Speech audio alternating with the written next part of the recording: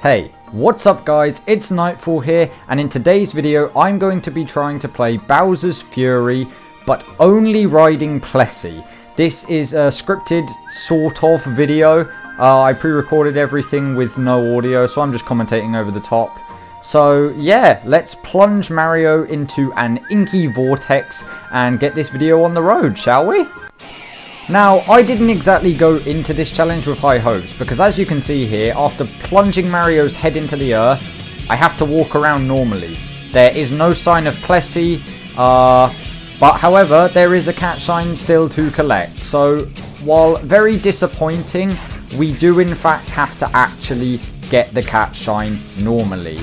I know the challenge is basically over at this point, but I thought I might as well persevere, you know, make some cool gamer jumps, and get to the final cat shine of the area, just, you know, by being a pro gamer, you know, avoiding Bowser's fire and all that good stuff. However, no Plessie in sight as of yet.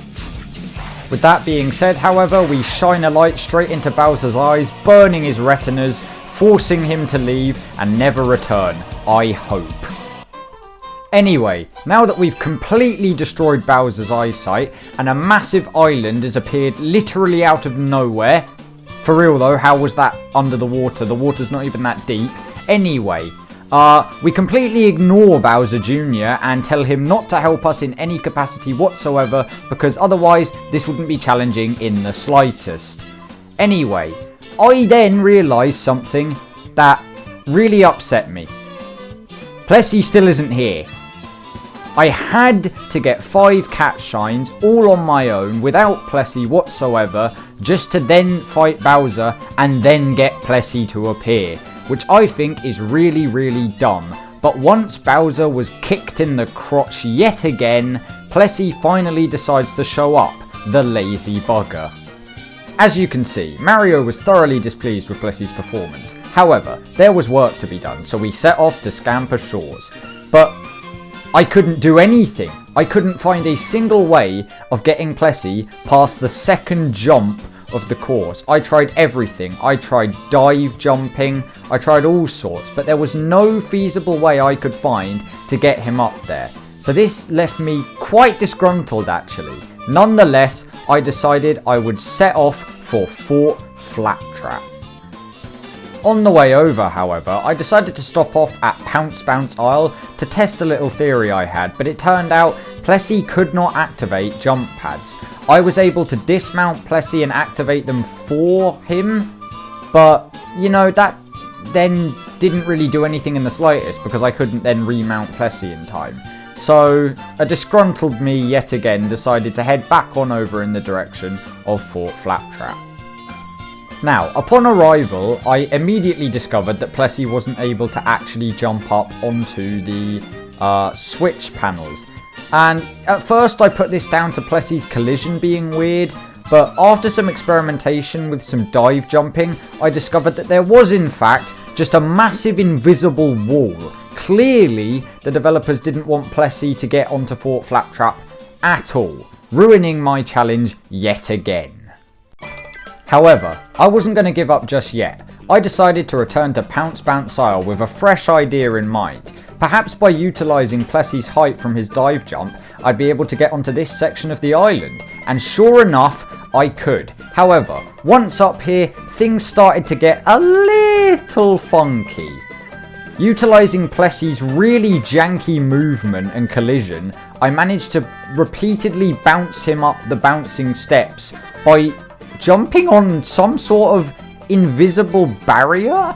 I really don't know quite how to explain it, but I kept mashing the jump button and somehow managed to pull myself up this massive pillar of jumps only for this to happen.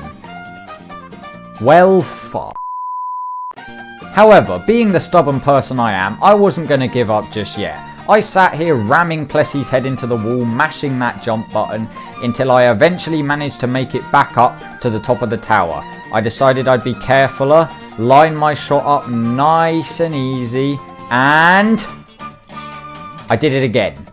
I did the same damn thing again, and it was at this point that I was starting to get frustrated. But then, an idea occurred to me. I suddenly thought to myself that perhaps, you know, getting to the other side of Pounce Bounce wouldn't be so impossible after all.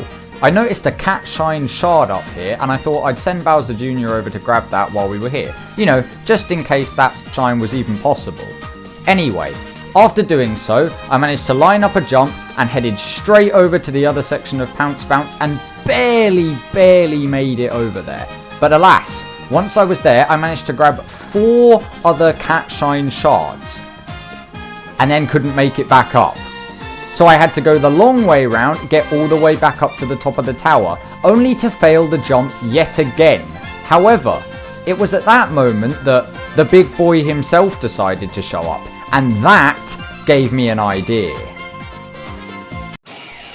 Now it just so happens that when Bowser is, you know, furious, he spawns in extra blocks around the map that allow you to traverse to areas that were otherwise impossible before. And this got me thinking, perhaps, just perhaps, if a block spawned at the top of the tower, I might be able to get Plessie to make the jump.